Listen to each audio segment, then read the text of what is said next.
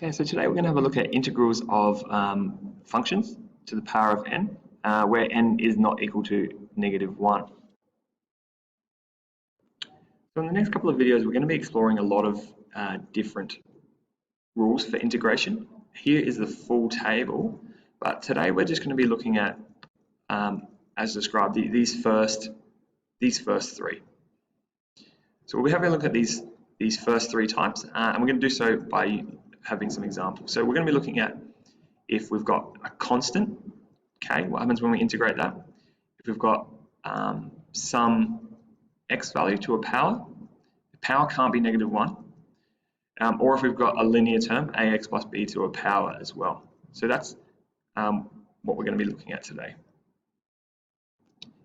So the first thing we're going to be doing is looking at finding the antiderivative of the number 7. That's our example.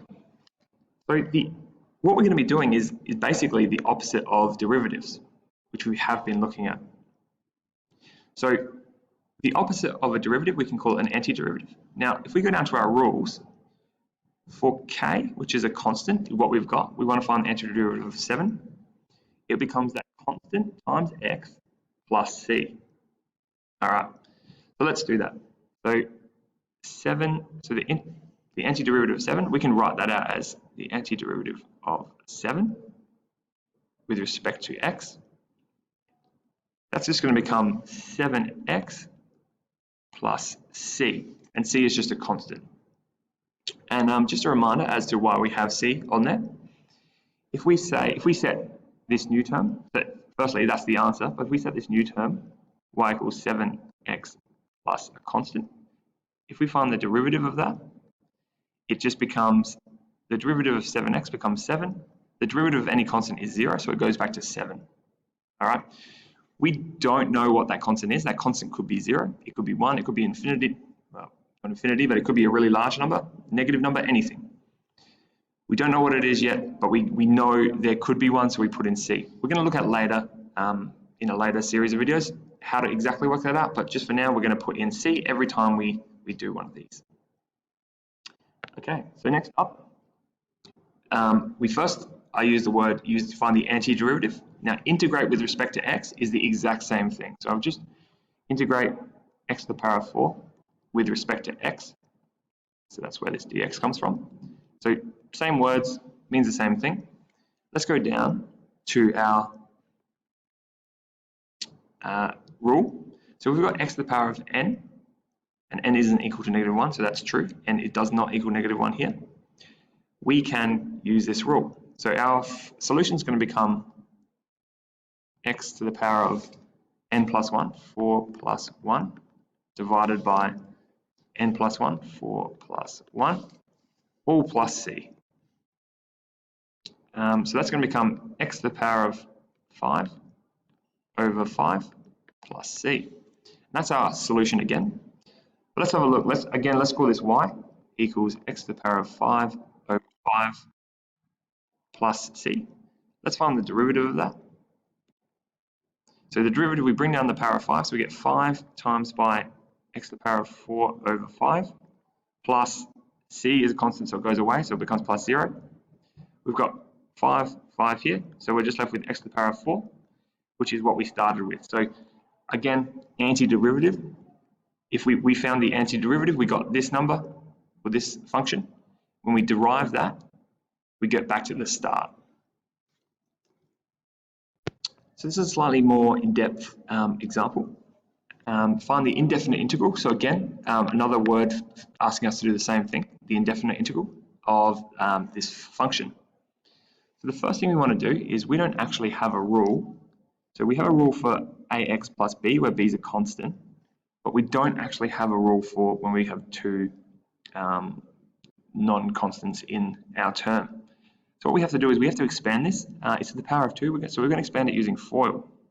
So I'm going to rewrite this as the integral of 3x plus, now 2 over x, I can write that as 2 to the x negative 1.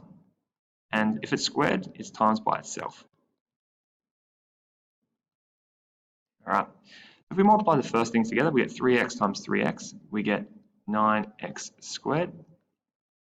Outside, we get 3x times 2, so 3 times 2 is 6. X to the power of 1 times x to the power of 2 is x to the power of, we add them together, so 1 minus 1. And the inner bits are going to be the same, so plus 6x to the 1 minus 1. And lastly, we get 2 times 2 is 4. X minus 1 times x minus 1 is x minus 1 plus minus 1. So simplify that, we get 9x squared plus 6x to the power of 0 plus 6x to the power of 0 plus 4x to the negative 2. Now, x to the power of 0 is just 1. We can get rid of those, and we're left with integral of 9x squared plus 12 plus 4x to the negative 2. Now, that's just our setup. So we haven't actually done it yet. And we're going to be using this rule here. So if I just pop up here, so the integral of 9x squared is going to be 9x to the power of n plus 1. So n is 2 plus 1. Divided by n plus 1, 2 plus 1. All right, and that's our first term. Plus, next one we've got a constant, so the constant becomes kx. And you might notice I'm ignoring the c for now, and I'll tell you why in a second. So it's going to become 12x plus, finally we get 4x to the negative 2.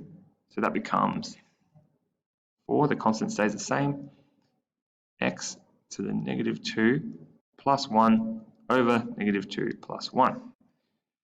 Now, we're going to add a c to that end of that one. And the reason for that is because we should have added really a c for each of them. But a constant plus a constant plus a constant is just a constant, so we don't need to. We absolutely do not need to.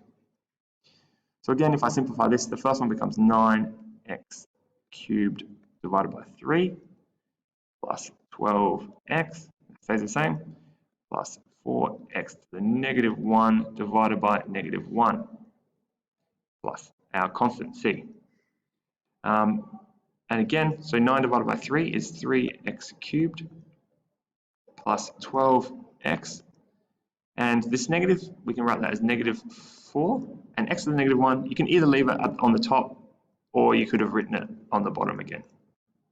So that there will be our solution. Let's have a look at a final example here. So again, we're finding the indefinite integral, but this time we're doing 2x plus 3 to the power of 4, which fits this brief. It's got constant times x plus a constant and power, which is 4. So what we have to do here is our solution is going to be, so this is going to equal 1 over a, which is, in our case, is 2. So it's the thing in front of x. So 1 over 2 times by our ax plus b, which is just 2x plus 3.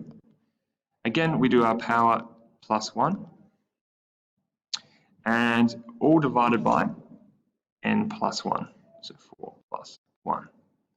All right, so that's going to become 1/2 times by 2x plus 3 to the power of 5, all divided by 5. And you could simplify that further. So half of this, the 2 multiplies to the denominator.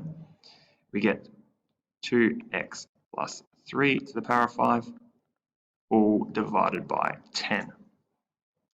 So that's it. I have forgotten though, I should always have my plus c here.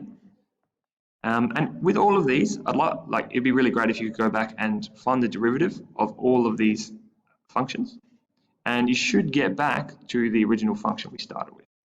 All right.